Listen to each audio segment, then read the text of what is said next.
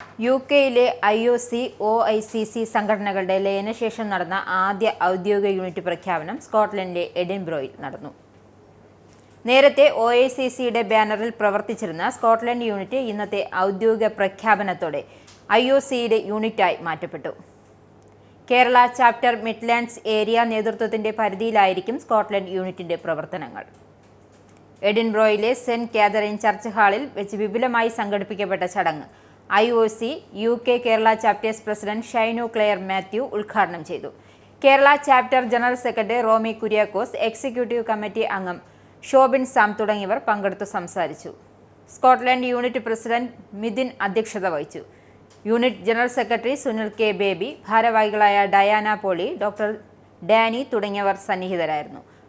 IOC യൂണിറ്റായി മാറ്റിക്കൊണ്ടുള്ള പ്രഖ്യാപനം അറിയിച്ചുകൊണ്ട് ഭാരവാഹികൾക്ക് ചുമതല ഏൽപ്പിച്ചുകൊണ്ടുള്ള ഔദ്യോഗിക കത്ത് ഷൈനു ക്ലെയർ മാത്യു യൂണിറ്റ് ഭാരവാഹികൾക്ക് കൈമാറി.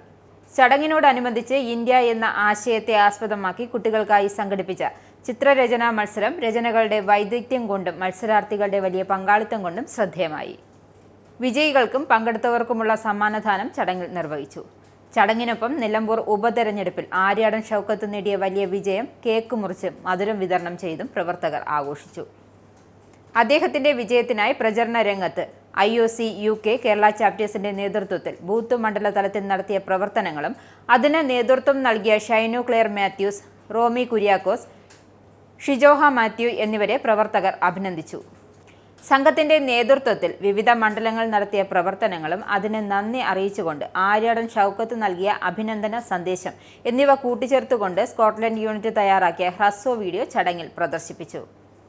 Scotland unit president Mithun, general secretary Sunil K. Baby, ഭാരവാഹികളായ Diana Poly, doctor Danny, national committee അംഗം ഷോബിൻ സാം തുടങ്ങിയവർ പരിപാടിക്ക് നേതൃത്വം നൽകി.